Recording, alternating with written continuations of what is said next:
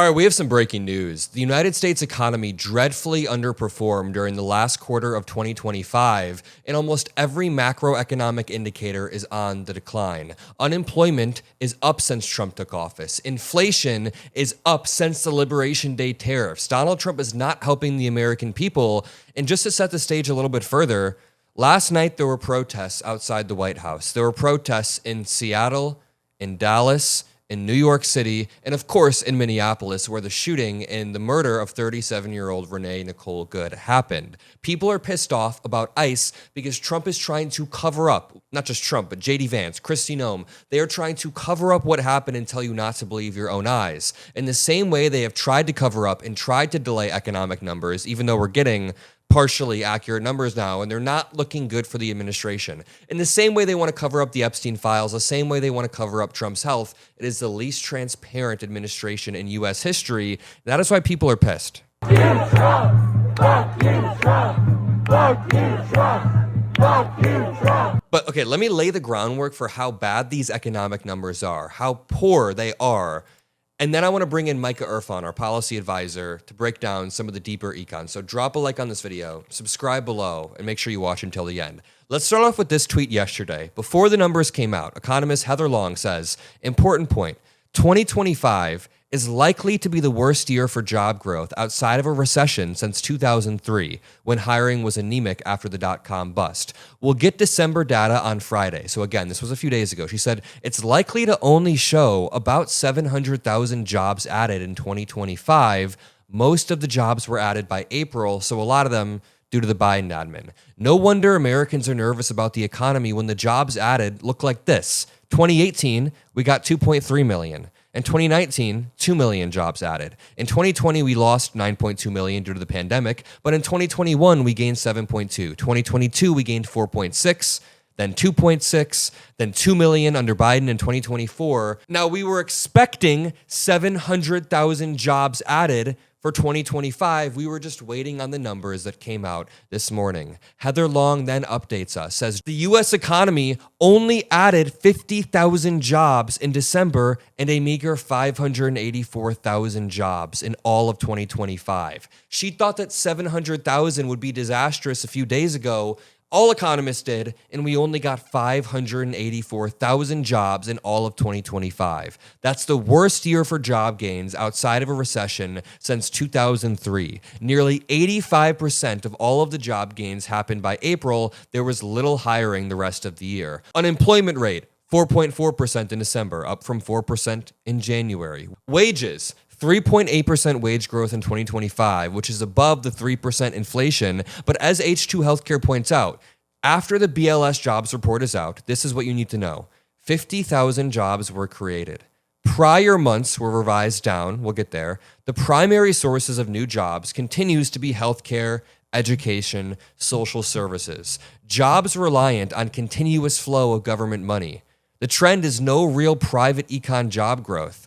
They say, for my favorite metrics, we continue to be below pre-pandemic employment levels, even after $5 trillion in spending to abate the social and economic damage caused by COVID response policies. Senator Chris Murphy points out 2025 was the worst non-recession year for job growth in over 20 years. Trump is running our economy into the ground, getting back into foreign wars that no one wants, and normalizing political violence. But on the upside, he's also the most corrupt president in our history. Justin Wolfers says, average monthly job growth since Liberation Day, since April. The U.S. has added, on average, 12,000 jobs a month since Liberation Day. Canada has added 22,000, meaning they've added roughly 2 times the amount of jobs per month that the U.S. has since Trump started his tariffs. Maybe it's harder for businesses to hire, to scale, when a lot of their money is going towards effing tariffs. It is a tax. In December, we got 50,000 jobs. We were expecting 70,000. The October numbers were then revised down by 68K. The November's numbers were revised down from 64K to 56K. It is an absolute mess. And what is happening right now? ICE executes a U.S. citizen. Then Donald Trump just made a post this morning to try to distract from the bad economic numbers. I don't even want to read this post, but he's spreading election fraud lies, saying he's going to remove mail-in ballots, saying that all of the elections are highly inaccurate, but only the elections he's lost and Republicans have lost somehow. Number one, this is a lie. Number two, dude, nobody cares about your schizophrenic ranting when the economy is in free fall, when U.S. citizens are getting executed, when 80-year-olds are getting their ribs broken by ICE. I want to bring in our lead policy advisor, Micah Erfan, who is just a genius with economic numbers, economic stuff. Micah, break down the state of the Trump economy for the American people. Yeah, I mean, the Trump administration is panicking because the one reason why people supported them over the corruption and all the abuses and bad rhetoric of Trump is because he promised to deliver an economy that people wanted. He promised to make the economy better for Americans. And if you look at any statistic, it's gotten worse, despite the fact that they claim that the economy is A+++, or we're in a golden age. You look at GDP growth, you look at job growth, you look at stock market growth. All of those things are slower now than under Biden. And people weren't very happy under Biden. How happy would they be now that things have gotten actually worse, not better? And you want to look at the stuff that's actually increased. Credit card delinquencies, bankruptcies for big businesses, unemployment, especially for young people. These are catastrophic numbers. Trump said he was going to restore the purchasing power of the dollar. Now the dollar's down over 9% in a year, one of the fastest drops of any currency of a Western developed nation in the entire world. This is historic, and how terrible he's been in terms of preserving the value of our US dollar. And when you look at inflation, which is something that he said he was going to end inflation on day one, you look at healthcare. We've seen a 104% increase in premiums for the 20 million people on subsidized Affordable Care Act plans.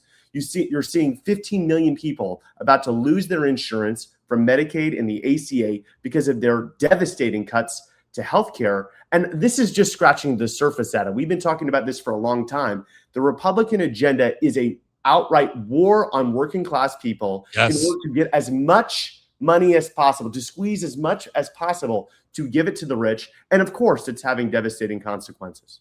I mean, Republicans get into power and they do three things every single time. Cut taxes for the richest of the rich, cut benefits for the poor, start a war with oil. And you added one more prong there, which is likely start a recession that Democrats have to clean up. What is it? 10 out of the past 11 recessions have started under Republican presidents. And look where we're headed again. Now, the economy was not perfect under Biden. The claim is never going to be that the economy was perfect, but at least we had a steady-handed leader who was sticking the landing, letting the Fed do what the Fed wants to do, have a steady hand and guide the American economy, allow businesses to flourish, have pro-small business policy.